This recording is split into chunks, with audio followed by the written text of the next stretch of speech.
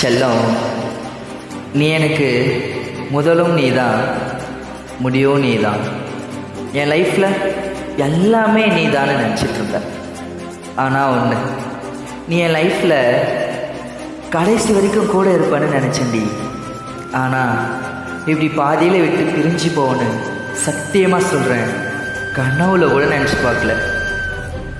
ஆனால் என்னை விட வேற ஒருத்தன் ஒன்று நல்லா பார்த்துப்பானான்னு எனக்கு சுத்தமாக தெரியல.